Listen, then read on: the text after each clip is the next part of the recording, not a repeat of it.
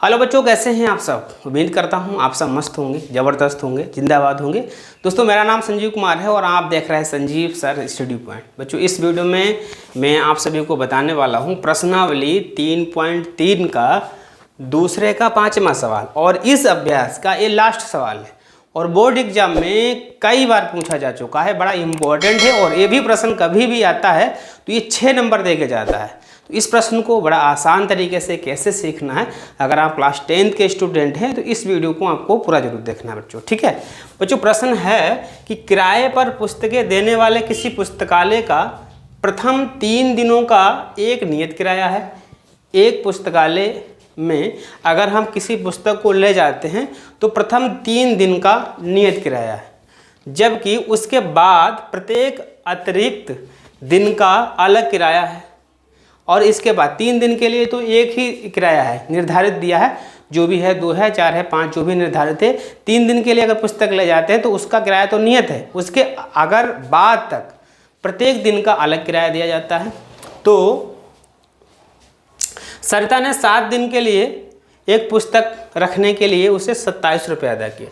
सरिता ने एक पुस्तक ले गए और उससे 7 दिन तक रखा तो उसे 27 रुपये देने पड़े, जबकि सुशी ने एक पुस्तक 5 दिन के लिए रखा तो उसे 21 रुपये अदा किए। तो बताओ नियत किराया और प्रत्येक अतिरिक्त किराया कितना है, ये मुझे ज्ञात करना है। तो 2 प्रकार की किराए हैं बच्चों। तो हम क्या लिखेंगे, मान के चलते हैं, थ्योरिकल सवाल होते हैं, सरल तो होते हैं लेकिन इनको बड़ा ध्यान से समझना पड़ता है। माना 2 प्रकार के किराए हैं। नंबर 1 में नियत किराया, माना प्रथम 3 दिनों का नियत किराया।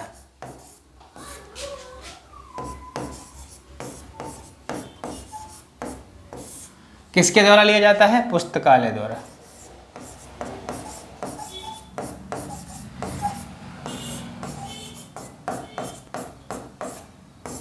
कितना है, x रुपये। ठीक है, प्रथम 3 दिनों का जो किराया है पुस्तकालय द्वारा जो लिया जाता है x रुपये लिया जाता है। प्रत्येक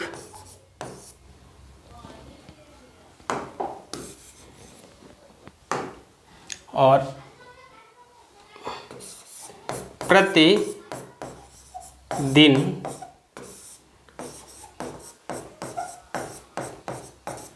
अतिरिक्त किराया, उसे मानते हैं बच्चों हम 22 रुपये। ठीक है, 3 दिन के अगर ज़्यादा आप ले जाते हैं तो प्रत्येक दिन का किराया 22 रुपये देना पड़ेगा। अगर 3 दिन के लिए लाते हैं तब भी x रुपये, 2 दिन के लिए जाते हैं तब भी x रुपये ही देने पड़ेंगे। 3 से ज़्यादा अगर होंगे तो 22 इसमें जुड़ जाएगा।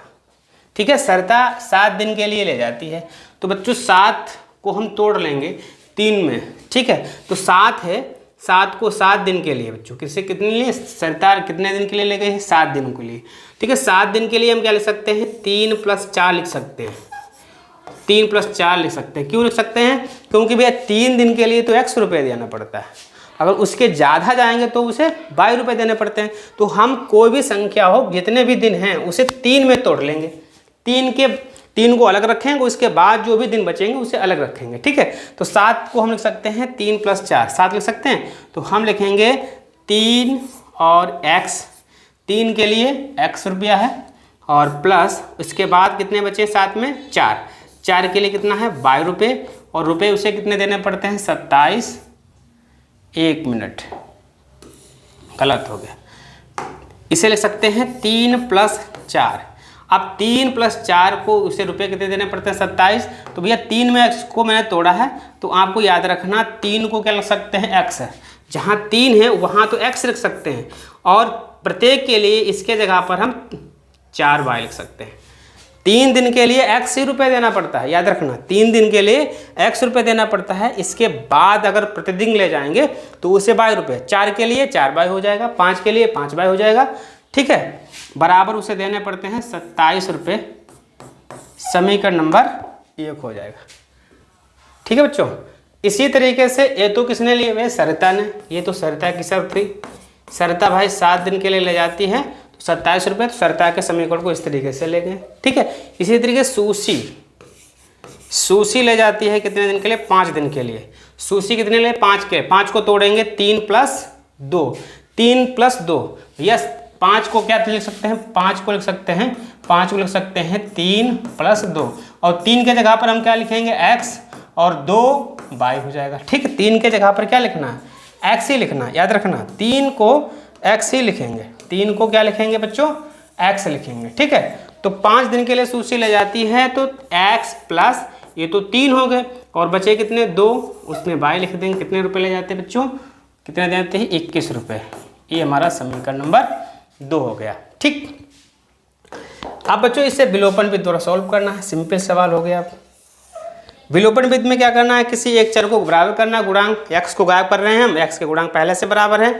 कहेंगे भैया x + 4y = 27, x + 2y = 21। यहाँ क्या लिखना है? घटाने पर, क्यों? हम x को गायब कर रहे हैं, इसके गुणांक बराबर हैं, इसके चिन्ह भी एक जैसे हैं, इसलिए यहाँ पर लिखना पड़ता है घटाने पर। घटाने पर चिन्ह बदल जाता है, x कट जाएगा, 4 में से 2 जाएंगे, 2y बचेगा, और यहाँ कितना बचा? 7 में से 1 गया 6, तो y बराबर बच्चों क्या हो जाएगा? 6/2, 2 3 6, y का मान 3 हो गया। ठीक, अब y के मान को समीकरण 1 में, y का मान समीकरण 1 में रख दो बच्चों, समीकरण 1 में, समीकरण 1 में रख देंगे। ठीक है, x + 4y = 27, और x + 4 × 3 = 27, 4 3 12 = 27, x = 27 माइनस का 12, x = 5, 7 में से 2 गए 5 बचे, 15 रुपये। ठीक, तो भैया जो 3 दिन का किराया है वो 15 रुपया हुआ। 3 दिन का किराया कितना हो जाएगा? 15 रुपये। क्यों? क्योंकि 3 दिन का जो किराया नियत था उसको मैंने x माना था, तो x का मान कितना आया? 15। तो 3 दिन का पुस्तकालय द्वारा जो 3 दिन का किराया जो नियत रखा गया था उसका मूल्य है 15 रुपया। अगर उसके बाद अगर आप 3 दिन के ज़्यादा रखते हैं किताब को तो उसे 3 रुपये प्रतिदिन के हिसाब से आपको देना पड़ेगा। 3 रुपये प्रतिदिन के हिसाब से, एक दिन के लिए तो कुछ तुम्हें उतने रुपए देने पड़ेंगे 15, 2 दिन ले जाएंगे तब भी 15, 3 दिन ले जाएंगे तब भी 15, उसके चौथे दिन ले जाएंगे तो 15 में 3 और जोड़ देना। ठीक है, तो इस तरीके से आप इस प्रश्न को आसानी से सॉल्व कर सकते हैं, और ये बोर्ड एग्जाम के लिए बड़ा इंपॉर्टेंट है। ठीक है, उम्मीद करता हूँ वीडियो आपको पसंद ही आएगा। वीडियो पसंद आता है तो वीडियो को लाइक और चैनल को सब्सक्राइब जरूर करें। ठीक है बच्चों, धन्यवाद।